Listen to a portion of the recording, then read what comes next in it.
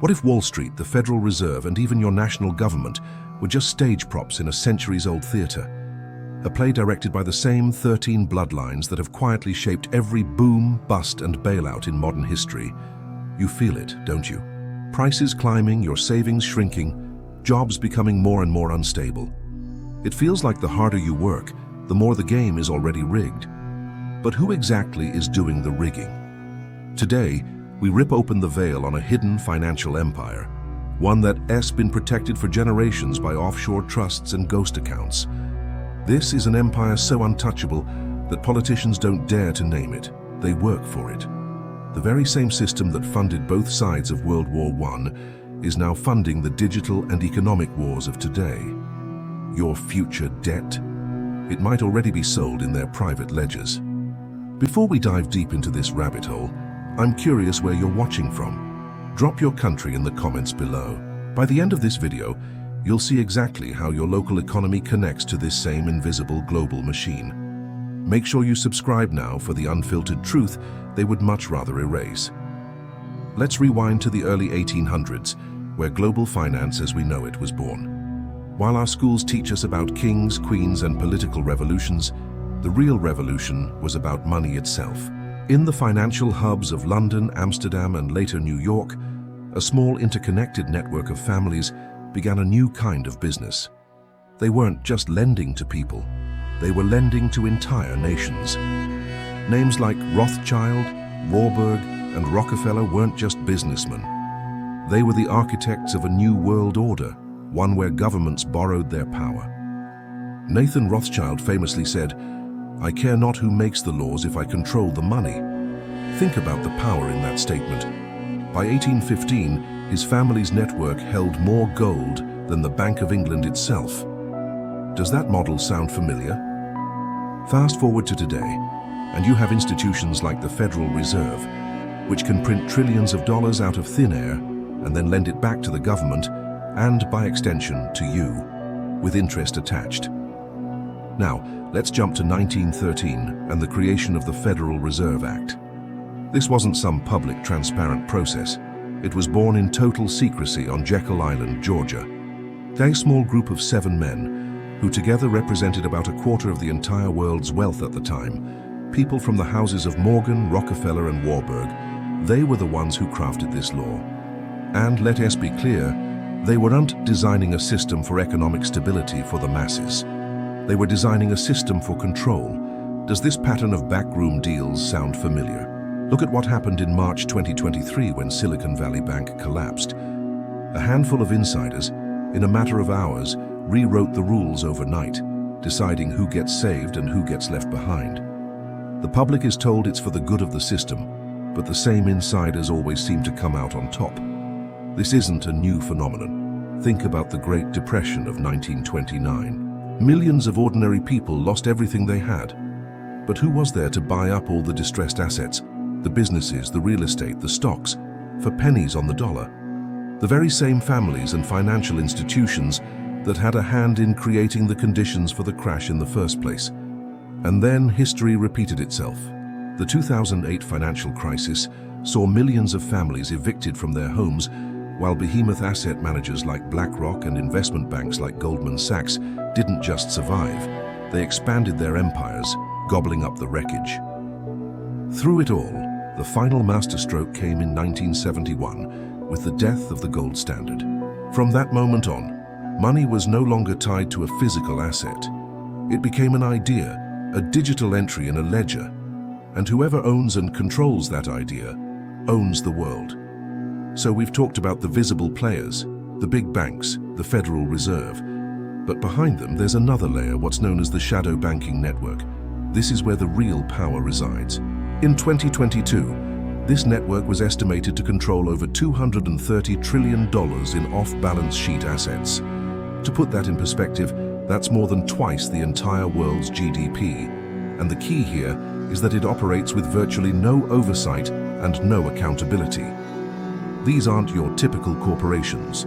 They are dynastic vaults, vast fortunes passed down through generations, routed through a complex web of jurisdictions like Switzerland, Luxembourg, the Cayman Islands, and Singapore. The 13 families we're talking about don't just own the banks. In a very real sense, they are the banks. Every time you swipe your credit card, take out a mortgage or deposit money into a fund, microscopic fees are siphoned up the chain, eventually landing in these same untouchable trusts. But here's the mid-script twist. The real trick isn't just in how they earn money, it's in how they engineer loss. For them, chaos is a business model. They are sophisticated enough to short entire nations' currencies, to secretly fund both sides of currency wars, and to lobby governments for bailouts that they themselves have pre-positioned to trigger. They don't just profit from growth, they profit from collapse. When you start to trace the ownership of these shell companies, when you follow the money through all the dark alleys of the financial world, one name keeps surfacing again and again. It's a dynasty that has managed to survive revolutions, assassinations, and countless market crashes, each time emerging more powerful than before.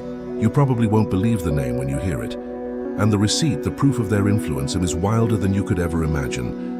All right, so last time we talked about how a handful of dynastic families essentially privatized modern finance. Today we're cracking open the vault to see the exact tools they use to maintain that grip on the world. It's time for a deep dive into their financial mechanics. First up, custodial layers and the illusion of ownership. You think you own your stocks, right? Think again. Most of them are held by custodians like the DTCC, which controls a staggering $87 trillion in global securities. And who controls the DTCC? The very same private banks that not only caused the 2008 financial crisis, but also profited immensely from it. With just an internal memo, they can freeze or even liquidate entire markets. It's a level of control that's almost unimaginable. Next, let's talk about those infamous offshore webs. Remember the Panama Papers? They revealed that a shocking 80% of offshore shell companies traced back to fewer than 100 families. By 2020, the IMF estimated that $36 trillion, that's half the world's GDP, was stashed offshore. Untaxed, unseen, and completely outside the system that the rest of us have to live by. This isn't just tax avoidance, it's a parallel financial universe. Then there's the dark magic of shadow credit and derivatives. These institutions lend out the same collateral not just once or twice, but dozens of times over. Back in 2008, the total exposure to derivatives hit an astronomical $600 trillion.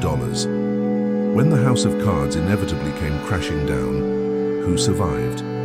The hedge funds. Why? Because they had insured themselves with complex financial instruments that they themselves controlled. They rigged the game and then cashed in when it collapsed. And what about the supposed referees, the central banks? Well, it turns out they're part of the same team.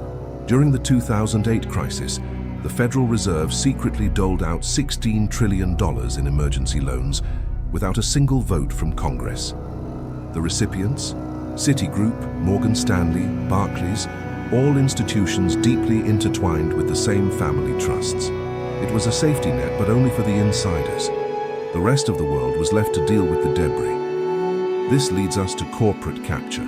Did you know that just 10 asset managers own over 60% of the entire global equity market?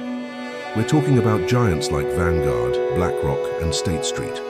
What's fascinating is that they all own significant shares in each other, creating a tangled web of ownership. And when you trace who their largest shareholders are, you find the same dynastic family offices that were established back in the 19th century. It's a closed loop. The system is designed for moral hazard. Every crash doesn't weaken them, it strengthens them. It leads to consolidation, where they buy up struggling assets for pennies on the dollar. And every new regulation that's supposed to fix the problem, it comes pre-packaged with loopholes they wrote themselves. Let's be clear, this isn't capitalism. It's a modern form of financial feudalism. Think about how they engineer collapse. 1997 in Asia, 2008 on Wall Street, 2010 in Greece, 2022 in the crypto market. Each crisis followed the exact same playbook. First, a flood of speculative money pours in. Then, a strategic, sudden withdrawal. This triggers a crisis, which opens the door for an IMF rescue package, loaded with conditions that allow for maximum profit extraction. They've learned to weaponize liquidity itself. And now they're setting their sights on the new frontier, digital finance. Crypto promised to set us free to decentralize power, but then the institutions arrived. Today, just 10 wallets hold 12% of all Bitcoin. Tether's opaque banking relationships lead straight back to that same offshore web we talked about. The next step is central bank digital currencies, or CBDCs. This is the endgame, programmable money. It means total surveillance and control. The same elites who once owned the banks will now own your time and your choices. When money becomes code, whoever writes that code defines what freedom means. So, let's put it all together. We are living in a world where a handful of families don't just influence the markets. They are the markets.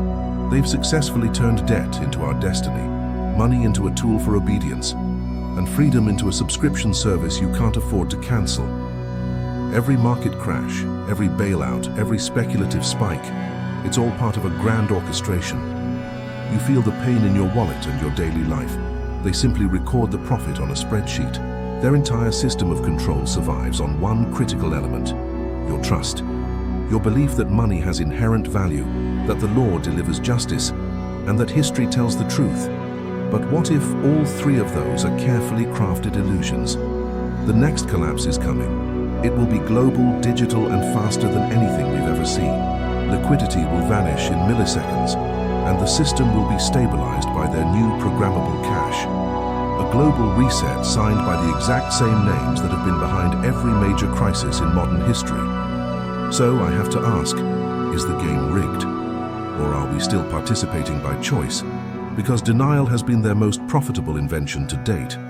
Before you scroll away to the next video, just ask yourself one question. Are we any wiser now, or are we just walking down the same old path but in better-looking suits? If this message resonates with you, share this video. Help spread awareness. And please subscribe, because the truth is the one currency they can't print and can't control. Thanks for watching.